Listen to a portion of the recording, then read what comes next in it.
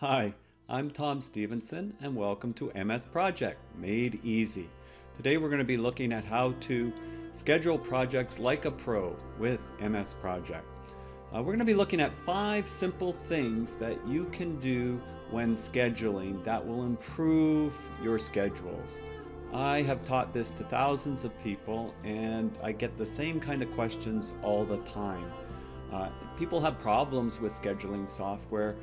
Usually, number one, they sort of let the software tell them how to schedule. In other words, when they run into a problem, they don't solve the problem. They kind of let the scheduling software make the schedule work, but that's not how they want to run their schedule.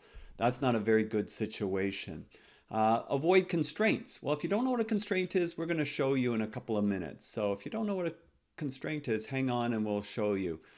They can be problematic when you put too many of them in a schedule, and I generally try to avoid them wherever possible. I'm not going to say never put a constraint, but do try to avoid them. And the next one is organize and group areas of work. You know, if you have a fairly large project, my specialty is construction. So if you have a fairly large project, you want to be able to break it down into components so then you can dive deep into the components. And it helps you to organize your work. It doesn't prevent you from doing other things though, because you can also do different sorting operations and other things because you can quickly filter the headings out for a period of time if you want to look at your project in a different way. So that's very important to know too. Avoid open ends. I got different videos that I just focus in on that, but I'm just going to superficially go over why you don't want open ends, and then you can investigate further on my YouTube channel by subscribing. You'll see I have a whole playlist on MS Project that I dive deeper into various topics. And of course, you want to walk your project through. The scheduling software is a tool to help you visualize what you're trying to accomplish. So it makes sense that as you're doing it and when you've completed it, to actually walk through it. And as you go through the different activities and the sequencing and the order, make sure that it makes sense that this is how you want to run your project. And then if you see something, I don't want to do it this way, change it. Makes it very easy to do. That's one of the reasons why we want to use scheduling software, is that we can make those adjustments. So let's go to Microsoft Project right now and let's see what we can do on those particular headings and topics. So let's go through it. Join me. Okay, we're here in Microsoft Project and I have this sample project of a administrative building up on your screen. And if you take a close look, you will see that I've got a sort of an overarching heading. This is what we call our work breakdown structure. Microsoft Project calls it summary tasks. So I've broken it down into a bunch of headings that actually make some sense to me on this particular project. Like at a high level, I've broken it down into pre-construction, construction, and closeout. Very common headings. And when you have a project, that's something that you might want to consider. So I'm kind of driving this, that I have headings and I've got areas of work, and that's going to help me to break the project down into areas that I want to focus in on. Now, I didn't put too many activities under this particular one. I would normally have more than this on this type of project, but I do have the headings there and you can sort of see them. That allows me to have a good understanding of what I want to do in pre-construction. Now under construction, you can sort of see that, you know, if I roll these up, I've got a series of headings under construction.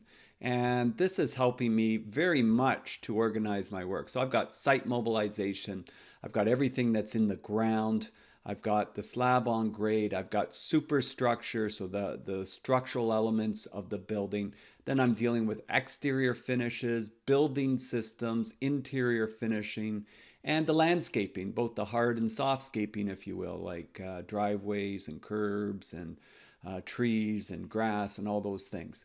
And so I've got it under headings, and then that allows me to break those down into further areas that I can actually take a look at and start breaking down. And then at the lowest level, I've got my activities, and they should be linked in the order that I want to run my project. So it's helping me to organize the overall project. And you know, related to a work breakdown structure should be also how you link your activities. And you don't want to have activities linked to headings. So you notice that I really don't have any activities link to any of my headings. And the reason for that is it convolutes how you're looking at the project. You should be thinking, I finish this activity, I start the next activity. I finish that activity, I start the next activity. Or I start this activity, and 3 days after I start this, I start the next activity. So it gives you a good idea of the sequencing. I'm not linking to, I finish this activity, I start this whole area of work. It may be true, but you don't want to start linking those tasks because then you end up with redundancy. You're over linking different tasks. You should link them the way that you want to run your project. And that is thinking from one activity to the next activity. You want to have a continuous flow of work in your project. So you're thinking from that perspective of how you want to construct it in construction or how you want to build it if it's a different type of project, right? So that's very helpful. You also want to avoid what I call constraints, or what Microsoft Project calls constraints. And if you're new to scheduling, people will find that they can do certain things. So for example, they'll see that, oh, there's a calendar here. Huh, what's this? Oh, look at this. What if I click that? Oh, move the task to start on May 17th. Keep the link. Well, Tom's going to say keep the link because I don't like to have open ends, things that aren't connected, except things that are in headings, but not individual activities. So, oh, Tom said that one time. Maybe I'll do that. And I'll click on that. And so then I click OK. And that moves this over a little bit. It changes a bunch of dates. It flags what dates that's impacted on your project. It's also, if I open everything up so you can see more, because I've got a lot of stuff closed right now. So let's open everything up. I can go to View, and I can go to Outline, and I can say, show me all the subtasks, right? And then it opens everything up. So I can see that this has put a constraint over here. This task has a start no earlier than. So this indicator column with the I, which you'll find in your starting view, which is the entry view. When I click on the square icon box and I right click, it shows me all my different screens. The entry screen. So that indicator column always shows me if I did something special to an activity, like I put a note on it. If I hover over it, it tells me what the note is.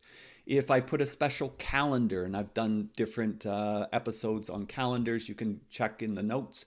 And it'll show me anything special. If the activity is done, it'll show me that. So I always use this as sort of a flag to say what's going on here, and I'd see this. Well, the biggest problem with this is it actually put a constraint that says has a start no earlier than. So that means no matter what happens over here, and if I zoom into this a little bit more, you'll see it here. So if I actually zoom there, so we've got that. Now, let's say I shorten this to 1 day. Watch what happens. If I shorten this to 1 day, and I click over here, it shortens this, but it won't move that because this is not allowed to move any earlier. So when you clicked on that date, it actually put a constraint on this activity. So I know people, a lot of students and a lot of industry people that I've worked with who maybe didn't have any training in this way, they find that, oh, wow, I can click dates. This is cool. I can click whatever dates I want, and then that'll set up my schedule. The problem is, depending on the constraints that you put, you're locking things in. It maybe can't move forward, or it can't move backwards, or it has to be on that date. There are a lot of different constraints. So you don't want to do that. You want to avoid that wherever possible. I'm not going to say never put constraints because there's some times where it might make sense. But you should also notice too that if I put a constraint on an activity, very often it will get rid of the critical path. And the critical path is the longest path through the project. Again, if you want to have better understanding of critical path, look through some of my other videos and you'll see I have videos dedicated to that. But in brief, the critical path is the longest path. So this path is not on the critical path. It's got some float. And so in this particular case, if I pick a date here and I go to, let's say, the 2nd, and I say move the task, keep the link, it keeps the link, but everything before it is no longer critical because the program is thinking, well, you really don't have a natural critical path anymore. You've got a constraint, so we won't show the critical path anymore because it's not free flowing. The idea with the critical path is When something takes longer and it's on the critical path, it'll push everything out. Or if it's shorter, it'll shorten it up till something else becomes critical. And that's what you really want with scheduling software, is to be able to tell what's the impact of this happening. So definitely avoid constraints wherever possible. Now, fortunately, if you have some constraints, they're easy enough to remove. You double click on the actual activity, brings up the task information box, go to the advanced tab and see where it says constraint type. As soon as possible is the default. That's the same as no constraint. Click OK, and that will disappear. Double click here and look at as soon as possible. Go from start no earlier. Then you can see there's a whole bunch of other constraints that can be placed on these activities. Put it there, and that allows for it to move backwards. Sometimes I might put a constraint when I have a change order and I'm adding something to a schedule and I'm just past the status date. Then I might put it because it came out of nowhere, but I generally try to avoid constraints wherever possible. And as I mentioned, organize, so that was number 2. Number 1 was don't let the software tell you how to schedule. And number 3 is organize and group areas of work, as I mentioned. So you want that nice, clean work breakdown structure. And then under the groupings, you can have different elements of work. And the nice thing about that is that it also gives you headings that will tell you how long this slab on grade work is going to take in total. And it's not just adding these up, it's also looking at the sequencing and combination of activities. So it's not, it's basically from here to here, how many work days does it take to complete? Not necessarily adding these up, but how many in total? Because you may have, like in this instance, where you've got a bunch of things occurring at the same time. Well, if I add this plus this plus this plus this, you can see it doesn't add up to 17 days. It's going to tell me from the beginning of the first activity, rough-in plumbing, to the end of the last activity, rough-in telephone, how long is that going to take in work days, excluding non-working days like Saturdays, Sundays, holidays. So that's very, very helpful for those purposes. And if I'm actually doing a cost-loaded schedule like this one is, I can click on my square icon box, click cost, and it'll give me summaries of the costs that are coming underneath, for example, substructure. So I know there's $125,000 currently budgeted to the substructure work. So it's also helpful to give me summaries at various areas of the work in those categories. Very, very helpful to have a good work breakdown structure. It also allocates that you won't miss an area of work. You're trying to frame it that you won't miss an area of work, and you can standardize your headings for the different types of projects that you use within your company. Very helpful. Avoid open ends. Well, an open end is where something is not linked to something else, and you want to have it linked. So for example, if I look at this activity here, I've got drain, I've got the drain sub, water supply, and rough-in connection. So I can see that that's critical, and that if I make this take longer, watch, it makes my project take longer. It affects all of those activities there, okay? And the successor task, and you might have to insert this column to see it. You can go insert column. Type S for successor. That's how you insert a column. And you will see all the successors listed, right? So water supply, rough-in, the successor activity is number 29, which is install perimeter rigid insulation. Well, okay, so that's the successor. If I take that out and leave it blank, right, then it's just made something else critical. And this is not giving me the true finish date. Yet it should be connected. And so watch, if this was, say, 10 days, watch what happens over here. It's just going to push that out, but it's not going to push out the rest of the project.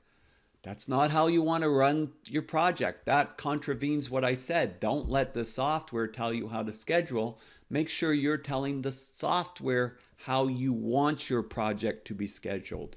Don't let it boss you, you boss it. It's a tool for you, right? So you don't want to be in reaction mode about those things. Now, I do sometimes get pushback from some site supers and project managers, and they'll say, well, it doesn't need to really hook up to anything for months, right? And I'll relink this here. Watch what happens. Pushed everything a lot. It pushed everything a lot now, because now that's representing the critical path, pushing it. Well, my answer to that is, okay, well, let's say this didn't connect to anything. In construction, it would connect much sooner, but let's say it didn't connect to anything till project closeout. Maybe it's in the commissioning, the startup and testing. Well, if it didn't connect to anything till then connect it to that.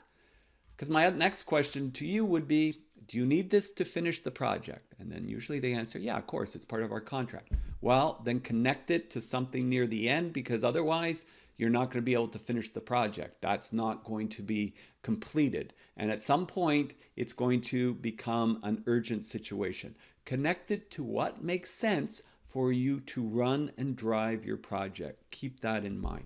So avoid open ends for that reason. I've got a whole other video that sort of shows you the different ways that you can track that, observe for that, and make sure that you're not missing any.